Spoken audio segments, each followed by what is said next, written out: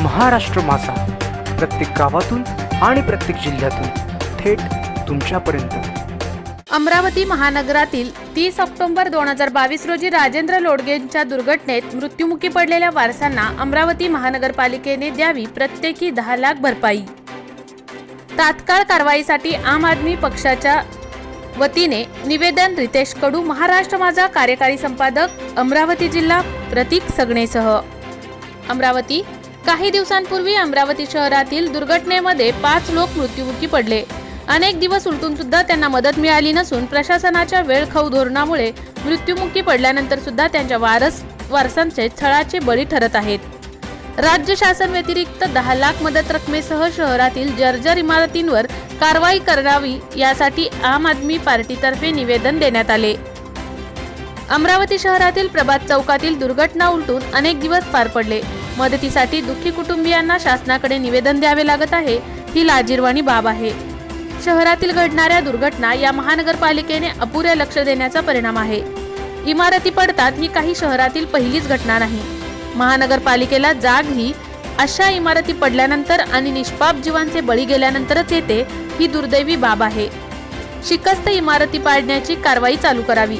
घटनेत बळी ठरलेल्या लोकांना मिळत असलेली मदतीची 5 लाख ही रक्कम ही राज्य शासनाची आहे व ती अपुरी आहे। या दुर्घटनेची सर्व जबाबदारी अमरावती महानगरपालिकेची असून तात्काळ मृतांच्या नातेवाईकांना प्रत्येकी 10 लाख रुपयांचे धनादेश अमरावती महानगरपालिका प्रशासनाने वितरित करावे। जर कारवाईची जबाबदारी महानगरपालिकेची तर मदत देण्याची जबाबदारी सुद्धा महानगरपालिकेचीच आहे। मृतांच्या नातेवाईकांना ताटकळत ठेवू नये असे मत डॉक्टर रोशन आर्डक यांनी मांडले। अन्यथा आम आदमी पार्टीच्या वतीने लवकरच व्यापक निदर्शने व आंदोलन उभी करण्यात येतील असा इशाराही त्यांनी निवेदन देतेवेळी केला।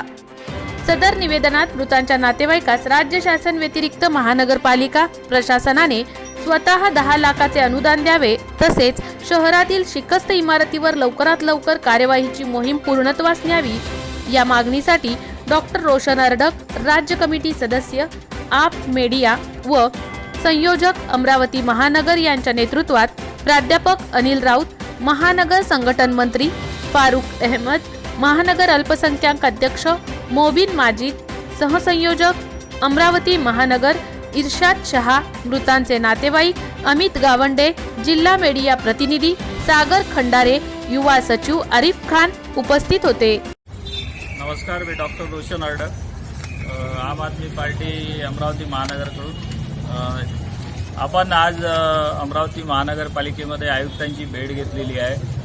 तर याचा नेमका उद्देश म्हणजे आपल्या इथं 30 ऑक्टोबर 2022ला जी दुर्घटना झाली होती, राजेंद्र लॉज ही काम करताना कोसळली आणि त्याच्यामध्ये 4 ते 5 जणांचा मृत्यू झाला। त्यातले 4 मजूर आणि एक मॅनेजर त्याचे होते, 2 त्याच्यामध्ये घायल झालेले होते।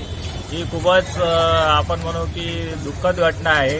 अशा घटना वारंवार होऊ नये आणि ज्या काही इमारती अमरावती महानगरपालिकेने जर्जर याच्यामध्ये टाकलेल्या आहे त्या संबंधित याच्यावर कारवाई व्हावी, ही आमची आम आदमी पार्टीकडून आज आम्ही निवेदन आयुक्तांना दिलेलं आहे। आणि त्याचसोबत जे काही याच्यामध्ये मृत असतील किंवा घायल लोक झाले आहेत यांची जबाबदारी ही मनपा प्रशासनाची आहे, कारण मनपा प्रशासन याच्यामध्ये दिरंगाई आणि निष्काळजीपणा केल्यामुळं ही घटना दुःखद घटना घडलेली आहे।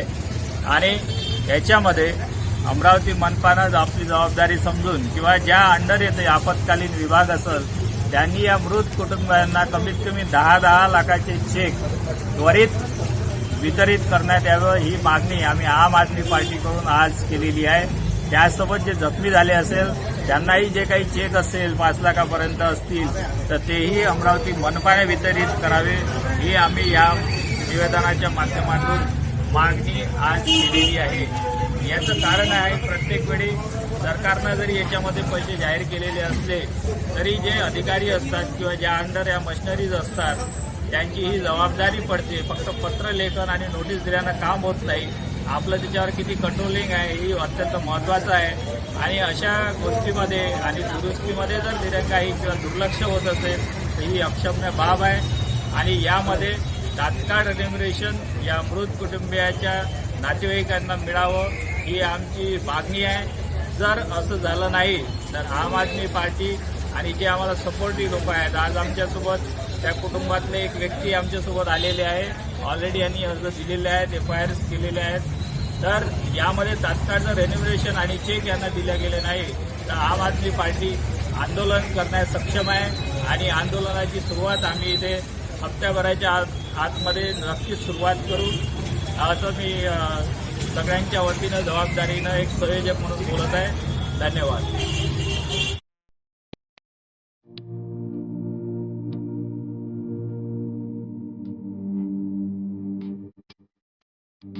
मोठे वेणगाव येथील आयुष्य फार्म हाऊस, जिथे तुम्ही घेऊ शकता तुमच्या परिवारासह सुट्टीचा आनंद.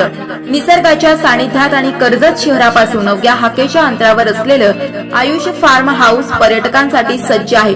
राहण्याची व जेवणाची उत्तम प्रकारे सोय, तसेच स्विमिंग पूल, रेन डान्स, AC रूम, खेळण्यासाठी ऐसपैस जागा, गेम आणि आकर्षक गार्डन तसेच सर्व सोयी सुविधा उपलब्ध.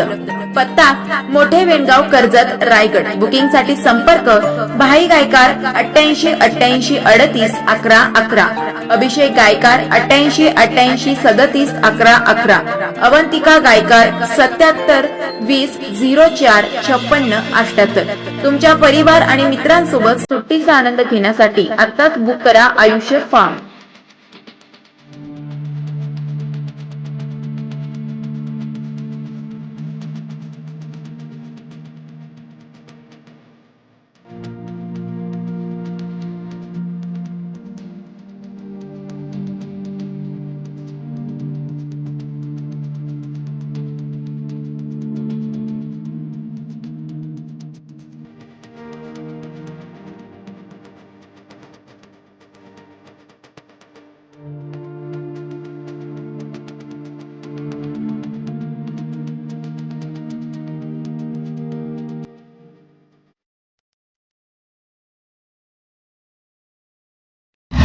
महाराष्ट्र माझाला सबस्क्राईब करा आणि बाजूचा बेल आयकॉन प्रेस करून मिळवा आपल्या परिसरातील ठळक आणि ताज्या घडामोडी.